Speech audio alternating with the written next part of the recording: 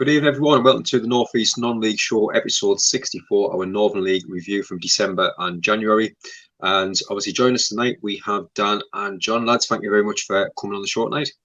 Pleasure as always. No problem. And a massive thank you again to our sponsors, DJ Private Hire, Gateway Accountancy Services Limited, Elite Goalkeeper Academy, and Motive 8 as well. Some big news coming out from the group today. Obviously, we've got our Gary Pearson Memorial Day coming the first weekend in March. You know, Park and Sophie is going to be doing a little mile run, followed by our game on the night. And I think I've stitched my mates up. I've just said, do you fancy putting the team together to play against a team of lads that don't really know how good these former Northern League players are? Yeah, I don't know when to actually put it in to say how good they actually were. So I think they might actually scare them off. But yeah, keep an eye on the group over the next kind of 9 days. Some of the players that come along to play, getting the boots back on, absolutely fantastic. And each one's got a story to share about Gaz as we put them in the group as well. So I'm really looking forward to getting them all shared out as well. But getting back in the Northern League and lots going on, managers coming in and out, unbeaten runs, teams, like you say, crying out for wins and loads of gossip as well. So lots to chat about. But starting in Division 1, and Bishop, for me, personally now, I'd give them the title. I think after obviously so many games are coming up, you kind of say, right, they've got Berkeley, they go out and win 3-0, tricky game. They've got Borough Rangers, a tricky away game, go and win 3-1, and obviously Wrecker as well, and winning that 4-2. Johnson on fire, and the lads are playing so well. Start with yourself, John. Can anyone stop them, do you think? So I'm biased. On Saturday, we gave them a really good game, and I spoke to quite a few Bishop fans after the game. We should have got something out of it. We were 3 down in no time, changed shape, and then we for an hour we were right on top. Got it to 3-2, and we missed an absolute hatful of chances. And then they got us on the break in stoppage time. Louis Johnson is as good a player as I've ever seen in the Northern League, though. He was absolutely sensational. Really strong on the ball. First touch was brilliant, and so I've seen every team in the Northern League Division 1 this year at least once, and they're comfortably the best I've seen. I was really impressed with a couple of other teams as well, but one of our last games was against Shildon, and Bishops were significantly better than Shildon, I thought. So I wouldn't give them it just yet, but they're the best team in the league, certainly. And Louis Johnson, for me, is the best player in the Northern League at the minute. Yeah, fantastic player. And like you say, you look at it now, Dan, and they can now afford to lose a couple of games, but looking at it, you can't see them couple of games happening. They might get an odd defeat every now and again, but you can't see a blip happening really. Like you say, they're going really strong, aren't they? Yeah, it is pretty tough to stop them. And I think the thing that's probably stood out for me when I saw them, obviously this was earlier in the season, is the fact that they maybe didn't play their absolute best that we know that they can play. I mean, and as well, they're away to a Gisborough side who we could obviously talk about, like, never an easy game for anyone, never ever an easy place to go, and yet they maybe weren't on their A game, but they managed to get the game won. And I think that's I think I maybe got a bit of an early indicator there, and then they were going to be pretty tough to stop this year. And I thought, I just looked at the team that night and some of the caliber of players that they had in their squad, and I thought, this lot are it's gonna be tough for anyone coming up against this lot this year. So I think they might have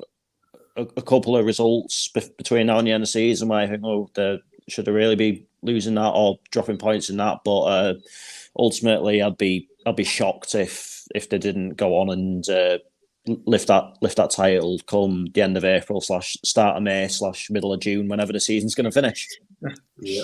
And another thing as well that I think we all look forward to the end of the season is these playoffs. And I mean, looking at it now from second down to ninth, it's so close, and so many teams with games in hand as well. It could all change.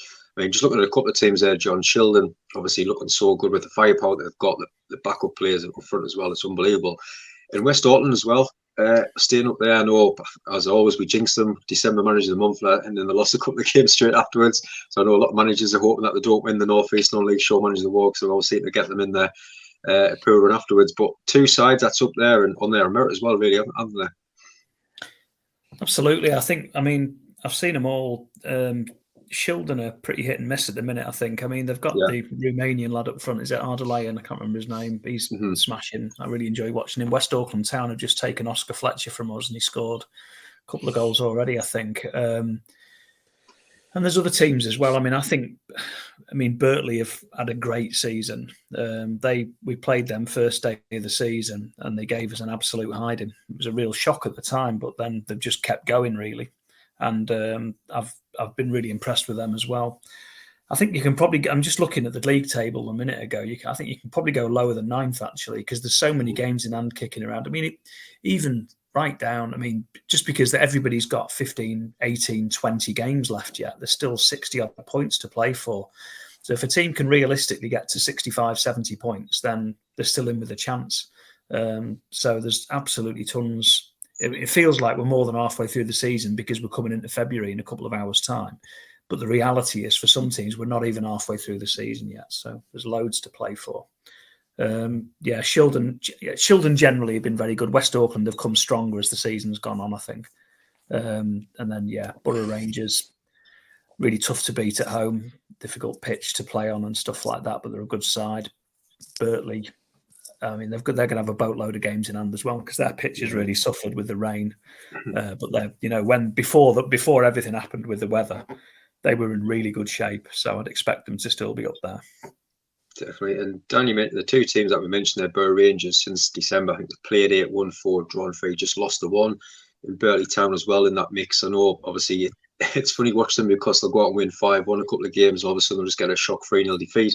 But they're still up there. I mean, and you expect them and Borough Rangers to be both up there come the end of the season, looking at the results so far.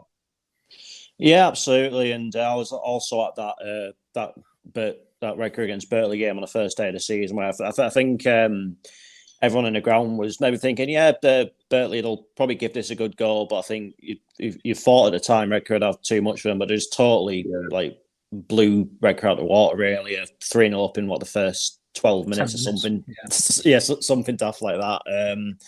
As for Borough Rangers, they're a bit of a rock and roll team almost, really, aren't they? They're a lot of the time, they might start a game really slowly. I remember watching them against Red Town in the North Round Senior Cup, and they were 2-0 down in 16 minutes or something like that. But they're just one of those. I think if you asked all the clubs in the division who's probably the most infuriating team to play against, I think a lot of them would say Borough Rangers, because they just seem to find a way no matter what, and that is a huge part of the reason why I don't. That's a huge, obviously, testament to them. Obviously, a bit of at the start of the season was maybe a bit funny with the fixtures now, so I had to have played a lot of games away from home to start with, while the Phoenix Park was getting ready. But as for Birtley, I think they're definitely the surprise package of the season. I've probably touched upon it numerous times on the previous shows. How would they going to replace 60 odd goals from Rutledge and all that? But I think they've maybe demonstrated this year just the quality within the team, and obviously the level of service that Rutledge was getting, because nothing sort of really seemed to have changed in terms of their approach, their attacking football, their how dangerous they are in front of goals. So maybe it's just been more of a case of the sharing the love a bit more in terms of who's actually getting the goals. You've got to think, if for someone to get 60 odd goals in a season, they must have been making a boatload of chances. So you know, they're still going to take some of those chances, aren't they? Even if they haven't got the same players doing it. Yeah, absolutely. Definitely. And sticking with them two teams, John, I think it's nice to see, obviously, Borough Rangers and Birtley come up last season. A few people said, right, how will they do in Division 1? But I think you kind of look at the leagues now, and hopefully over the next couple of seasons, they'll start to even out. There's always a few sides that will struggle in Division 1, a few sides just walk away with Division 2. And I think you could even now literally pick up Blythe, Blue Star, Belton, and put them in Division 1 now, and they'll probably finish in the top half of the table. And I mean, you look at the league, do you think they'll kind of start to see where 3 teams might go down, 3 teams come to try and even them that level of game out? I don't know. I mean, I think there's some weak teams in Division 1 this year. There's a couple, obviously, RCA and Towlaw have really struggled. There's some good sides in Division 2 this year as well. I mean, I watch, it's really hard to compare unless they play against each other. I watch a lot of Division 1 games and I watch a lot of Division 2 games, and you never really know how good the sides are until they play against each other. I don't think. I can't remember Redcar Athletic playing a Division 2 game, a Division 2 team in any of the cups this season. I don't think we have. You played Ashwinning, didn't you? Say again? Didn't you play Ashwinning earlier? Ashwinning in the Vars, and we gave them an absolute murdering, and we were out of form at the time, and I think we beat them 6 or 7. So it was, yeah, you're right. It's really hard to tell. So just before I forget, the other team that's really surprised me in Division 1 this year has been Carlisle City. They've been really good, and they could well make the playoffs. And I don't know. I mean, I don't know what that would mean for them financially if they went up, because they get really small crowds, and they are right out on a limb where they're based in Carlisle itself. So that would be very tough for them. But they're a really good side. Absolutely flying, yeah. And Dan, one team, Nutley Bay, it's been quite a week for them. Obviously, Gray leaving, and then there's been Turnbull and Davison deciding just to have a break from football. But a good win against Heaton on Saturday. Do you think, obviously now with the news and players leaving, there could be a bit of a wobble now going on? I think only time will tell. I mean, at the end of the day, like I think that, like with Whitley Bay, what you always get is like a team that are always sort of willing to sort of fight for the shirt. I don't think it really sort of makes a great deal of difference who's like technically in charge. I think obviously again with Whitley Bay, it's like for me when I think of like the Northern League, like they're probably one of the bigger clubs in terms of the overall stature of the club. Like you go to the ground and you think like this is not a Northern League ground. This is easily like good enough for a league or two higher. So it's going to be interesting. There's still a lot of overall quality within that squad, and I think that's maybe demonstrated by the fact that they did beat Heaton on Saturday. Obviously, Heaton, I don't think they've lost many games at all. I think they've only lost like 3 or 4 or something like that, haven't they? So they're clearly not an easy game. So if they can still keep like maybe grinding out results like that, then yeah, I don't see any reason like why obviously Gray leaving, others taking a break and whatever should have too much of a detrimental effect. Yeah, like Stephen, even mate as well. Thank you for watching, and like you say, mentioned there just how the setup is. I know we had Stephen Turnbull on for his show as well, and he's just saying how good the setup is there as well. So like you say, they should be fine. Any more comments? So I'll get them in about who your team, who you support, how your season's going as well. We'd love to hear that. And Johnny, just touch on Carlisle. I mean, once as we wrote this out, we lost 1 in January. You look at the next team, Heaton played 5, won 3, lost 2 in January. Gisborough unbeaten in January. It's so close between them, and I think kind of from 10th, then afterwards down to 16th, it's a 4 to 5 point swing. Yeah. And you look at a couple of teams that you mentioned yourselves, Redcar Athletic and Wickham, who's got lots of games to play. I mean, just them sides there, there's some cracking sides. It's just going to keep changing now over the next few months, isn't it? Yeah, I think so. I mean, Wickham, we were just saying before the show, Dan was saying that they are more or less boxed out with games now. They're going to be playing 2 a week minimum. If they get any more call-offs, they're going to be looking at Tuesday, Thursday and things like that. And they're still in the Vars. So it's going to be tough for them. But they're a really good side as well. And they've got, I mean, if they do win those games in hands, they're right up in it. I wouldn't know where to start with describing what Redcar could do in the rest of the season. I mean, it's just been such a disappointment the first half of the season. And now looking at the team on the pitch on Saturday and the sort of people on the bench, and then we've signed a couple more players in the last couple of days, some pretty high profile ones, but there'll be others leaving for certain. I mean, I really, really, really would expect us to finish the season strongly. I don't think we're going to get in the playoffs, but I'd expect us to be looking up the league rather than down the league. It looks like we've brought in some quality players. I mean, Boys is brilliant. Jason Kennedy's good to watch. They're good players, and then the lad we've just got from Spennymoor as well, and the one from Hebburn who we've got this week. So they're both good players that should improve the squad. So, but yeah, I mean, it's just such a funny season. I mean, it's been really hard to sort of try and keep track of who's doing well and who isn't doing well because of all the games in hand and all the postponements and stuff like that. There's plenty of teams in the middle of the league who've done much better than I thought they would, like West Allotment. If you'd said to me at the start of the season that they'd be sitting a couple of places above us come the midway point of the season, I wouldn't have believed you. We're playing them on Saturday at our place. I think we can go above them if we beat them, but We won at their place. It was the day before the Great North Run. I remember that. I went to see it, and they looked solid enough, but they've improved as the season's gone on as well.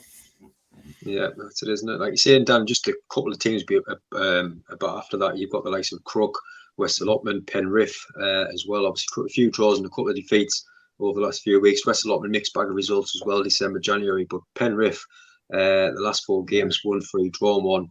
And like you say, doing really well there at the moment. They must be really happy with their season so far.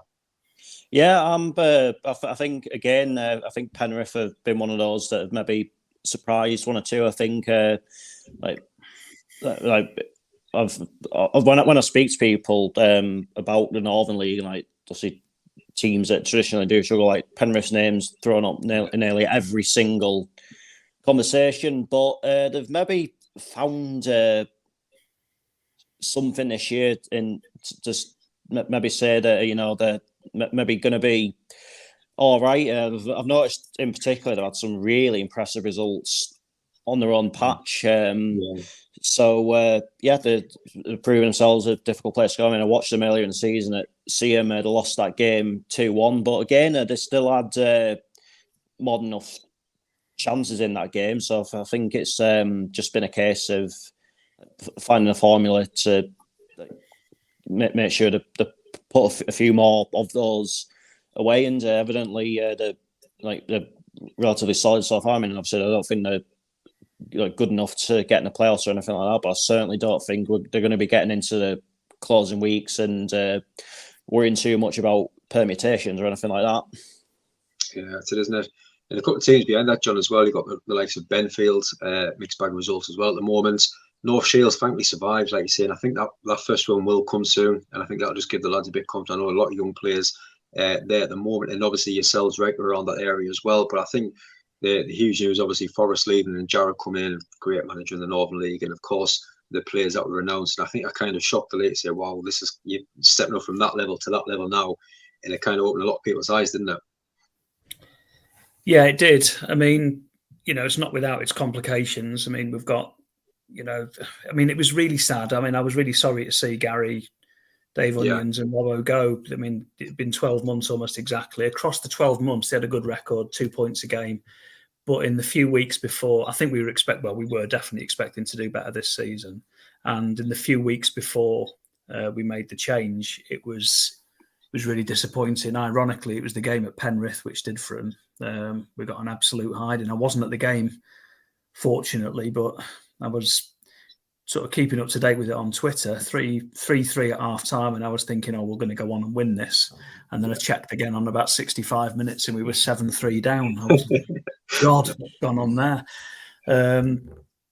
Carl Jarrett's he's proven, and the players were brought in are proven as well. So he's working with players he's familiar with. He's kept the ones in our existing squad who he thinks can improve.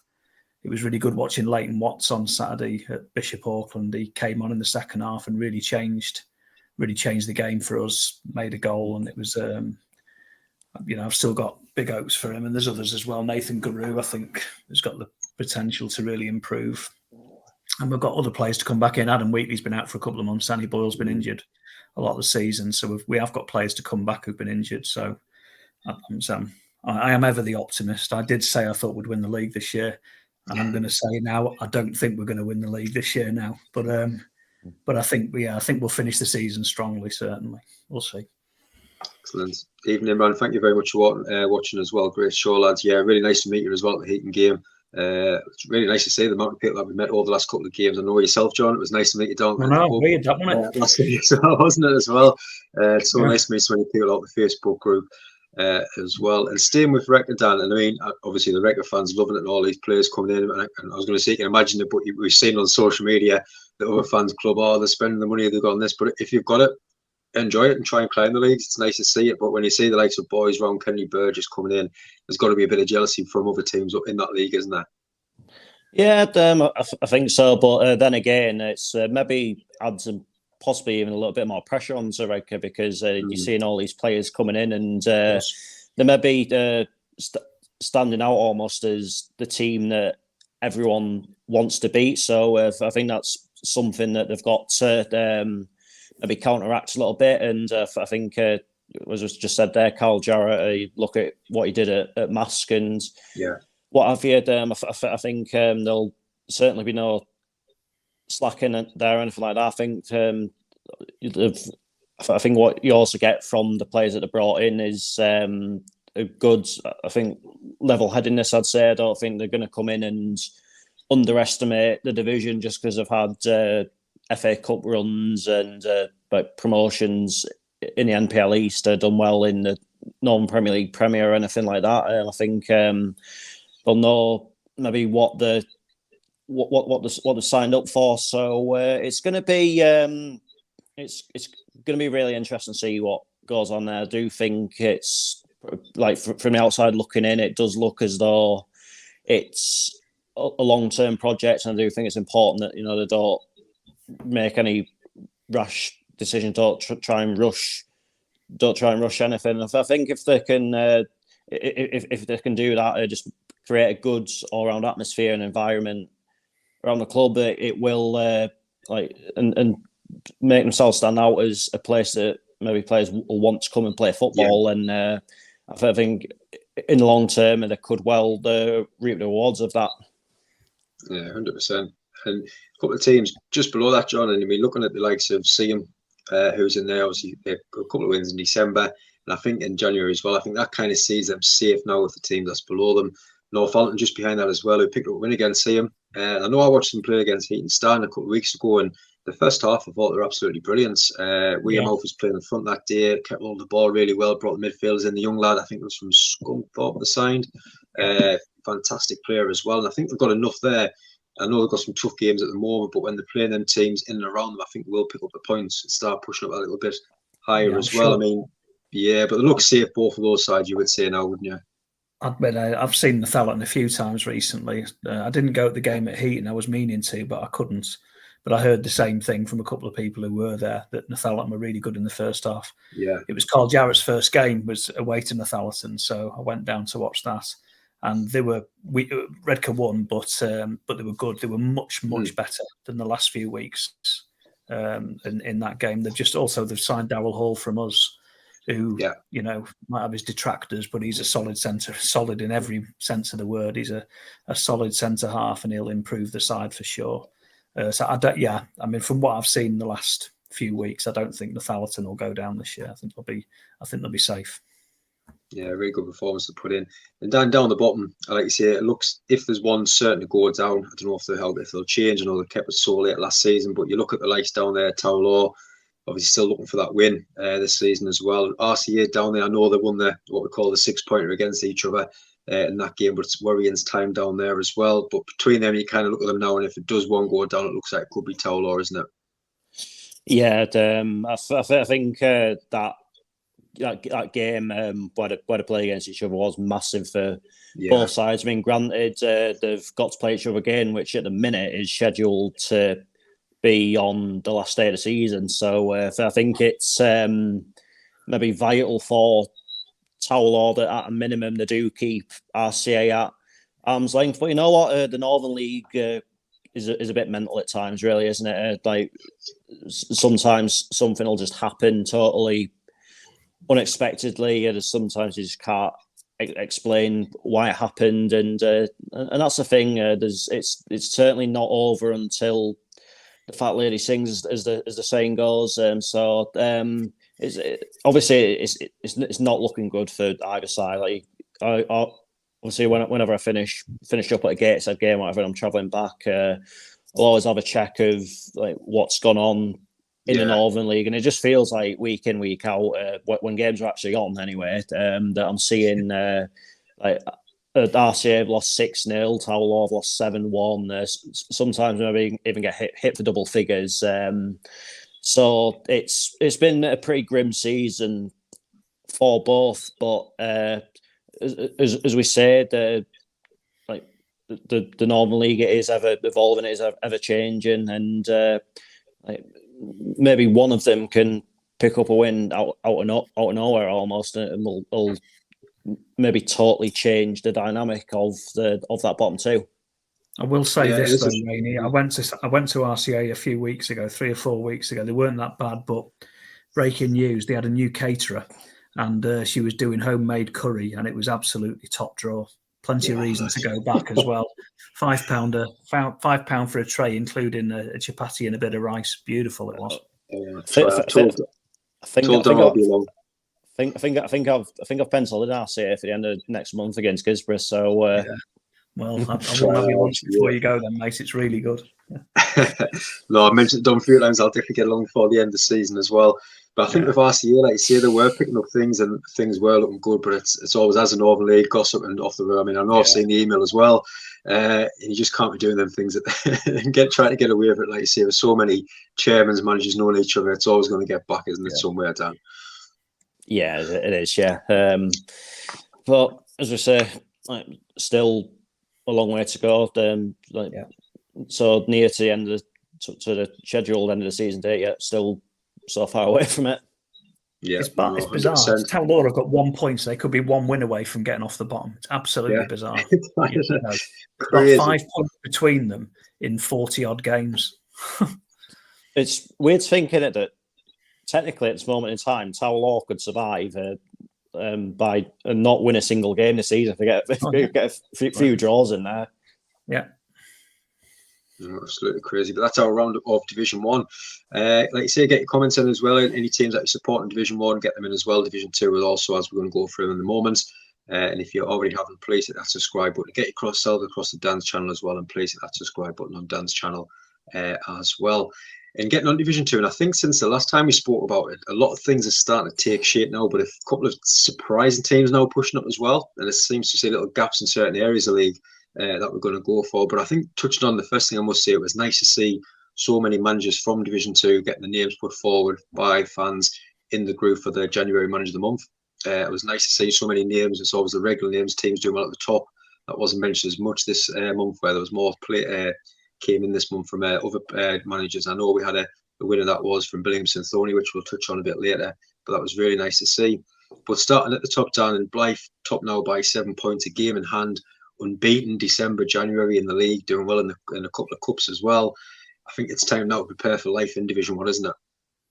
Yeah, you could say that. I mean, obviously there's no certainties with that, but I think what you got to remember with Blythe Town as an overall club is they have maybe recovered really well from events from a few years ago. I mean, I think we all remember the whole Blythe AFC.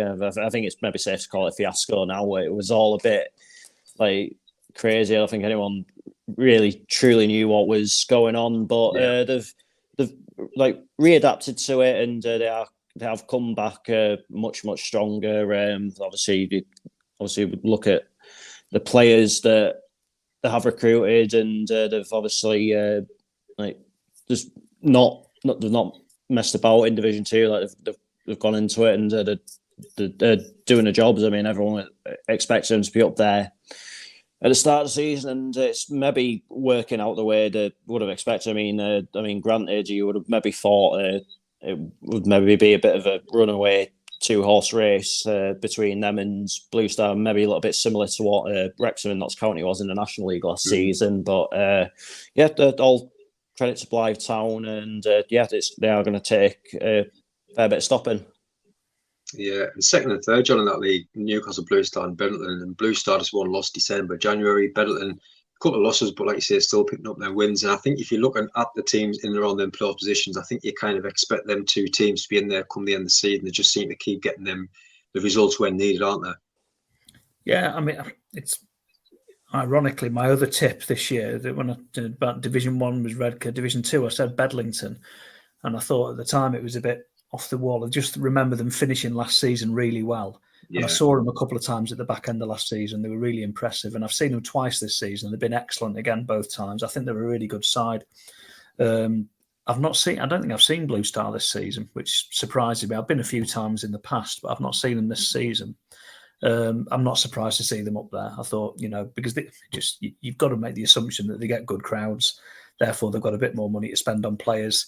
Also, they're a Newcastle team. They're going to attract. There's more players to draw on as a pool there, isn't there, than than there perhaps is in, Eschwinning or sort of Towlaw or somewhere like that. It's easier to get decent Sunday League players and stuff like that to come and play.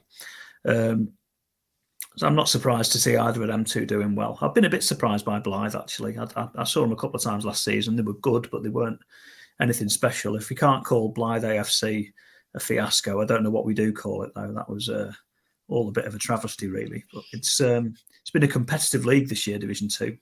The games I've seen, I've really enjoyed. It's the standard seems to me to be upper level.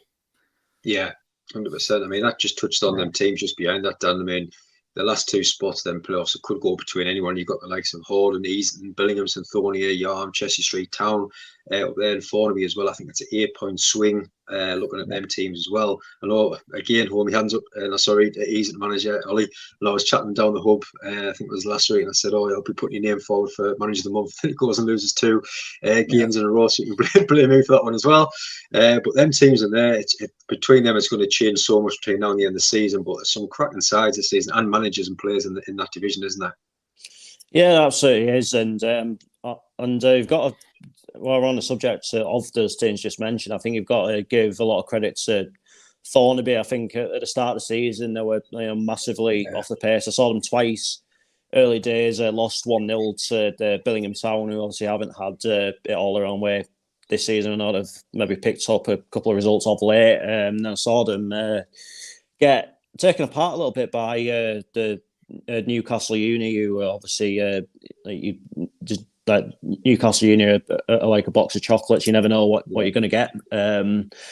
But I've got to say, fair play to Thornaby and whatever's been done to sort of turn them around and get them heading back in the right direction. Obviously, is working. And also you look at Horden, who obviously were very, very nearly won the league last year. Then obviously fell short in the playoffs, and obviously saw Horden last week at the Downhill Hub when they played against Newton Aycliffe in the Durham Challenge Cup. I don't know if you've watched my video of that, but I'm still a little bit scarred by that experience. But I think aside from the having pretty much golf balls being thrown in my face and a howling wind and what have you, I actually was quite impressed by Horden and the way they go about it. And I just looked at them that night and I thought, this is a good team, and if they can get themselves in that all important top 5 come the end, then I think they could well have every chance in the playoffs. I mean, granted, obviously, they probably would have to face Blue Star or Bedlington at some point, but Horden, never an easy side for anyone to face, and obviously they'll maybe still be feeling a little bit hurt on the back of what happened last season, and I'm sure they'll want to go all out to maybe try and put that right.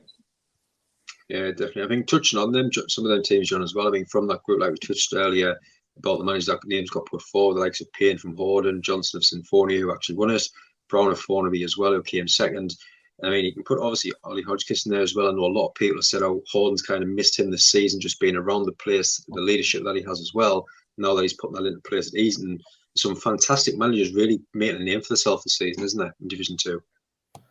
There is, and I mean, some of them I'm not that familiar with. Whoever's at Yarm and Eaglescliff's doing a really good job as well. I thought they'd struggle this year. Same with I was absolutely convinced Eschwinning were going to struggle this year. Really struggle. I heard you hear plenty of rumours in the Northern League. I heard plenty of rumours that Eschwinning might not see the season out this year. They were really struggling to get players. They were really struggling money-wise at the start of the season, playing in front of 50 or 60 people and whatnot. And yet they are sitting mid-table and look absolutely secure. And they've after a ropey start, they've come together nicely. And it's just good to. I mean, the other thing I've noticed is that if managers do well in Division 2, then it's good that they stay in the Northern League. Sometimes Division 1 teams pick them up, or it's good to see teams go from Division 2 into Division 1 and continue to do well, like we've seen with Birtley this year. They've not struggled at all this season. They've gone the start of the season well, and they've just got better. So there's obviously lots and lots of talent around, sort of management and coaching wise, in Division 2 and in Division 1. Actually, it's good. Yeah, really good. Like you say, some teams just behind that as well, down 10th down to 17th. It just shows you again these points swing. I think it's 10 points swing between the likes of Uni, Wright, Winning, FC Hartlepool, Jarrah, Bolden, Prudhoe, and Billingham for a couple of wins as well. But like you say, at the moment, the Uni on fire, absolutely doing fantastic. And you can see one of those, like you say, if they just keep that little momentum going, could maybe possibly push for one of those playoff spots if they keep some type of run going, couldn't they? Yeah, absolutely. And obviously, I used the phrase a couple of minutes ago. The Uni are like a box of chocolates. You never know what you're gonna get. And I think what I mean by that is obviously that, like, for much of the season are pretty heavily reliant on the availability of the best players. Obviously, with it being a university team, and and that's the thing. What you get with Uni teams, like, there is some, like, obviously naturally you're going to get some very, very good footballers go to university. Like, you look at I think the one that stands out from, like, university teams in recent years is Lou Cannon, who was at Team Northumbria. Gateshead took a chance on him, and obviously had a pretty successful stint in the Football League, and he's still obviously back at Heed now, and still scoring some absolute worldies. So I think it's a good, like, setup there. I mean, there was one person I was chatting to a couple of months ago said they didn't really like the idea of the university teams being in a senior division, but I have nothing against it, I must say. I think it's good for players that maybe want to progress into into proper senior football to get that necessary experience. I think obviously a lot of young lads as well.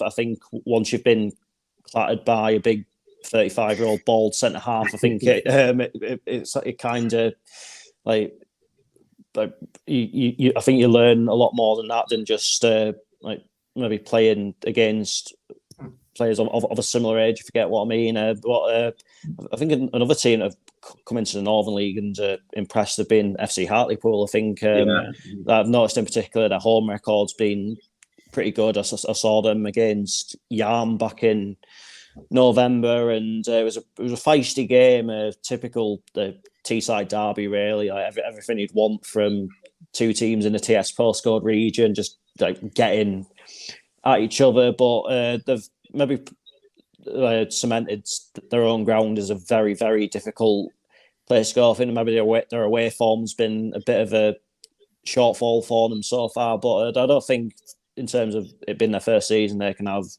any complaints with how it's going whatsoever so far, really. 100%. And there's a few teams behind that, John, which I'm looking at the minutes. It's almost like a no man's land with these three teams kind of safe, but can they get any wins to get in that next little gap? And you look at the likes of Sunderland, West End. I mean, start with them first. Obviously yesterday, Steve Patton back now in charge at West End. I've known them for a few days, but I just couldn't put anything on as well. That one, I know they're excited to do the vlogs again. I love coming on to them. But like you say, we were down there watching the day, and I mean, obviously just around the corner. I know part was called, we had to go, but you kind of obviously going out and watching, you kind of fall in love with the club a little bit, and you kind of, right, this is my local club, it's around the corner. But it was nice for them to say, look, Dad, I want to go a bit cold, because it was just awful. That second half, it could have been double figures. So they're just walking through West End at times. It was awful to watch, wasn't it? It was, yeah. I mean, from a West End perspective, they looked really, but I mean, they look poor. It's probably, I would have said historically, it's probably my least favourite place to go to watch a game in the Northern League, and it's not because of West End in particular. It's because of it's a hub and what have you. They're not great places to watch football matches, if I'm honest. That said, that game last week where we bumped into each other, I really enjoyed it. But I think I really enjoyed it because actually Brighton were super to watch. They played really well, and they looked a different side to the one I saw earlier in the season. They looked dreadful when I saw them back in September or October or something like that. But this time they were but you don't know, they might have been playing a very poor side. But they took the chances really well.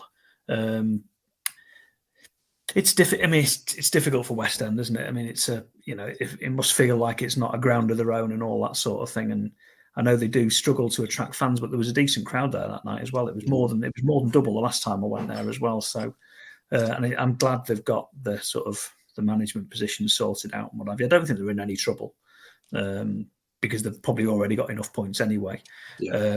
but yeah, I enjoyed it. I enjoyed it more last time, even though they got, what was the final score? 5, I think, won it 5. 5, yeah. 5, yeah. But I think that was more a reflection of the fact that Brighton were a really good, they played very, very well on the night.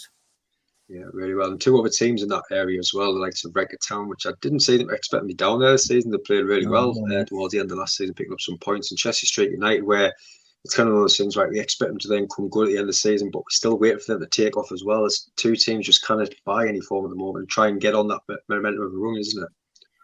Yeah. Redcar Town look like they're in a bit of bother to me. I don't think they're going to go down, but they're really struggling for results. They're struggling a bit off the pitch financially and things as well, which is, yeah, it's sad to see. There are near neighbours, but I never want to see a team struggling like that at all. And Chester Street United, it feels to me like whenever I've seen them, it's only been a couple of times, 3 times maybe, but they look a struggle inside, and they can't seem to buy. Did you go and see them recently, Dan? Yeah, I saw him against Ashwin last week. It was 0-0.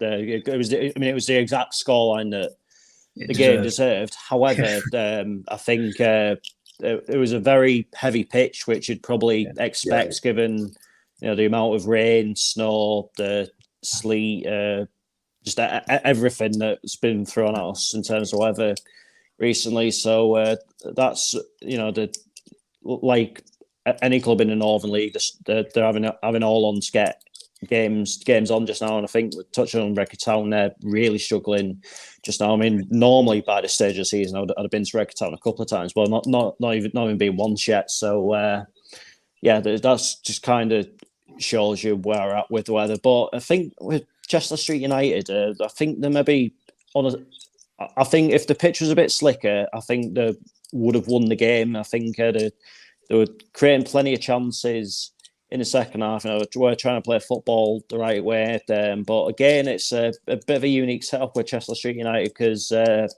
is essentially, I'd love to know what the average age of that squad actually is. I don't think it's probably not even legal drinking age, is it? But I've got to say there was some decent players in that team that you thought, this lad's good. Like you might see him push on once he's got a bit more experience under his belt. But I think I think now that, like, I think it was on a previous podcast, we were chatting about Chester Street United. Said what you usually find is second half of the season, once they've got to grips with playing senior level, they do start picking up a few more results. And I think there were signs of that last Wednesday night. So we're just gonna have to wait and see with them. Above all else, I'd say. Yeah, I think even when the lads came on the opening minute and said it was great moving down to the grass pitch on the Riverside, but when they were playing on the hub, training and playing, the young lads now, that's what they grew up playing on these 4G pitches. They were knocking the ball out. It was beautiful to watch sometimes last season. I think that's where they're really struggling, turning that onto the grass pitches as well. And finally, Dan, with yourself, the last 2 teams that league, Washington, Brandon. We've just been talking about the amount of games that's being called off for Washington, loads of games as well. But on the other side, Brandon, again, just a nice see the team survive, doing some great stuff off the pitch again. And looking at it now, obviously some players coming in, Robson, former Hartlepool player as well, and it'll just take possibly 1 or 2 wins for either those sides. And you mentioned them 3 sides just above them to kind of start looking over the shoulder. I know Washington had a great end of the season last year, getting some wins on board. And like you say, you never know, Brandon, that just that 1 game, just giving the lads some confidence, it'll start raising some eyebrows, won't it? I was actually quite impressed with Washington when I saw them at Northampton in the now cancelled League Cup. I thought, I know they got beat in the end, but I thought overall in the night they played really well. They played some nice stuff. They created plenty of chances, and I thought to myself, if they can just transfer this kind of performance into the league, then I don't see any reason why they can't get a few more wins on the board. But I think we were saying off air, last time they played a home game was the 30th of September, which is just absolutely crazy. But they've had significant pitch issues for quite some time, and I know everyone at Washy acknowledges that and is really frustrated. I mean, I personally think it's probably going to get to the situation for their mans for and for probably quite a lot of others where they're probably going to have to play home games at the Ford Hub, or maybe even like Maiden Castle, or for the Teesside teams, we said maybe play some games at Borough Range, or maybe even you might even see teams with grass pitches that are playable, just trying to chip in, just to help each other out a little bit. So it's going to be a pretty mad end to the season. But as we said, if either of those teams can string a couple of results together, and there's I don't think there's anything to maybe suggest that they couldn't do that.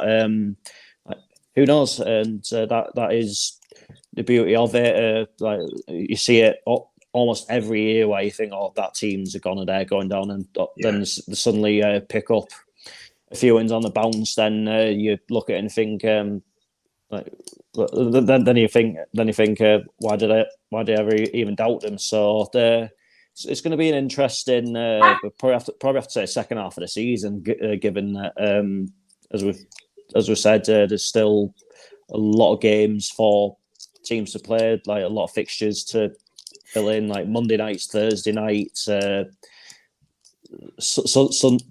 probably have to play like Sunday at 5 a.m. the way it's going. You know what I mean? It's just been crazy. But the fingers crossed it'll all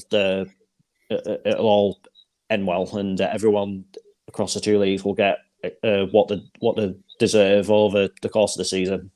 I've just had a quick look. Brandon and Washington have both got 9 games in hand on West End now. And it just goes to show the benefit of having a sort of much decry plastic pitches and things like that. But it means you don't get the fixture pile up, and that might well work in their favour. You know, it's. I've seen Washington and Brandon a couple of times. Brandon were getting a lot of hide-ins. Washington haven't had those hide-ins. Washington are getting beat 3, 4, 5 several times, but Brandon were often getting beat 8, 9, 10. And I think they've only had one game back since they got back together.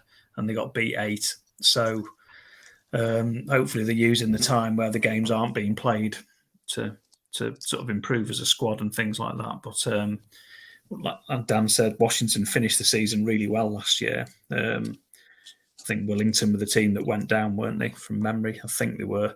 But yeah, Washington, I think they strung half a dozen wins together in the last month or two of the season, and so they were well clear in the end, I think. Yeah, and I have a feeling the same thing's going to happen this year. Yeah, but no, Dan, John, honestly, absolute pleasure having you both on. It's always nice to talk about the league. I just hope, like you say, we'll get some more games played between now and the end of, obviously, next month. Us Rivals will be on here chatting about the storms, about the wind, about the rain. We'll have nothing to chat about on the pitch, the way things are going. But lads, thank you very much for coming on tonight. It's been a pleasure as always. Yeah. Excellent. Again, thank you so much, everyone that's been watching throughout the night. I really appreciate your support as always. Back again tomorrow night, 9:10. We're going to be doing one of our looking back with, and tomorrow night we have Les Langley coming on, former Crook player, model, superstar. So it'll be interesting to see and hear some great stories back from the days of playing days for Les as well. But again, thank you everyone for watching. I hope you all enjoy the rest of your night as well.